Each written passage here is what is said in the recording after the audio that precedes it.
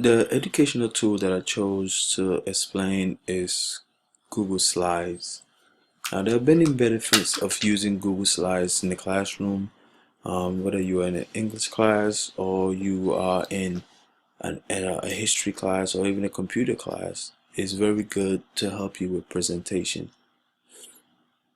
Now, there are many benefits aside from being able to use the presentation part is the fact that if a student doesn't have, let's say, Microsoft Office on a computer, they'll be able to access this online for free. And all you need is to first make sure that you have a Gmail account. Now, having a Gmail account is very easy. You have to just go to google.com and create a Gmail account. You could just easily go to gmail.com and also start from there and create a Gmail account. Now you could also make sure that you have a Google browser, which you can see I have right here called Google Chrome. Now this makes it fairly easy for you to access all the Google Docs.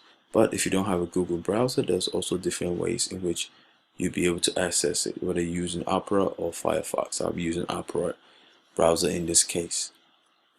So once you have made sure that you have set up a Google account, a Google email, all you have to do is now either first you could just go straight to your Gmail account, sign in.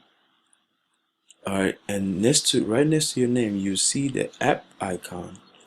You click on the app icon, you click on more, you click on even more, and then you scroll down to where it says home and office, and you see slides. You click on slides and it will open.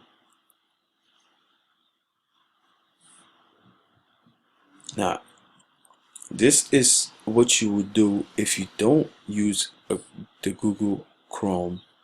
However, there's also another way in which you could reach the same place by just using the Google Chrome. Now if you type in Google www.google.com/slides, it will take you straight to this place. And see, if you already signed in to your Google account, you just go to Google Slide, and this will take you straight to the presentation page also. Now once you have reached the presentation page, all you have to do is just click on a blank page to start a new presentation.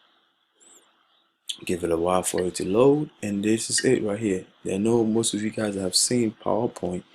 You will see that this looks exactly like PowerPoint, except the interface is very easy for you to use. Now when you first get in there, you have the option to choose a theme. You could choose a dark theme, you could choose a simple dark theme. There are two different types of themes that you could use to be able to help with this presentation. I will choose a dark theme since it's easier for you to see. After I have chosen my theme, and I'll add a title, and my title could simply say Google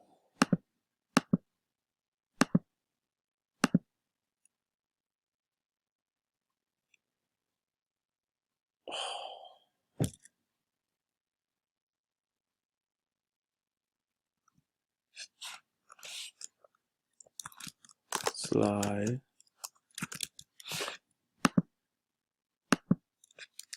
I can now add a subtitle, and I can make it as simple as how to use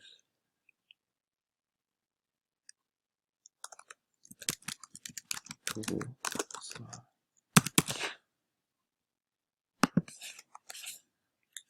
After adding the title and the subtitle, I could now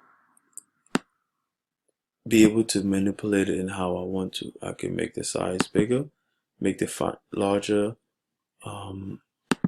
or I could choose the different types of font altogether. If I go to insert, I can insert different types of things. I can insert an image, I can insert a video, I can insert a word art, I could insert an animation. Now I'm going to show you how to insert an animation, because this gives more appeal, and it gives your presentation more style, so that you'll be able to capture the attention of your audience that you're presenting to. Now you just have to click on what you want to add animation to this, I'll click on the title, and then from then on, I'll just click on the types of transition that I want. Do I want to fade in? Do I want it to appear, disappear? I want it to fly out from the bottom. Do I want to fly out from the right? And then I will choose the speed in which I want it to come in,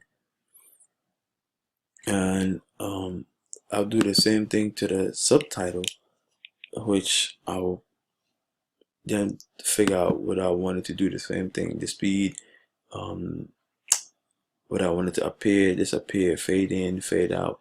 And after I'm finished with both, I just click on presentation, and it will show me exactly what I just did. And you see it slide out, and the subtitle will appear in and out. Now after I'm done with that and I'm satisfied, I could just exit out of that. I also showed you that you could also add images to your slide. Depends on how you feel. And the best thing about this, there are a couple of things that are very good about using this Googleslide. You just, after you finish with a slide and you've gotten what you desire, you just go to add slide, and it'll just add another slide. And from then on, you just basically manipulate it as if you're using Microsoft Word. If you don't like the size of whatever it is on top, the title, you could make it bigger. As you make this one smaller, you can insert an image, you can insert a video. There's so many different options. And down at the bottom, just like how you're using PowerPoint, you could also add notes.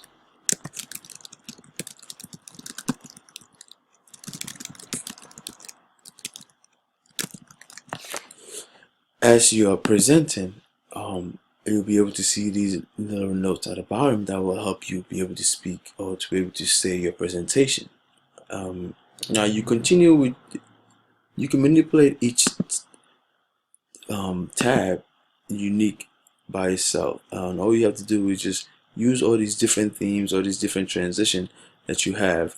So you could even pick a transition in which you have a different transition when you're going from one tire to the next tire.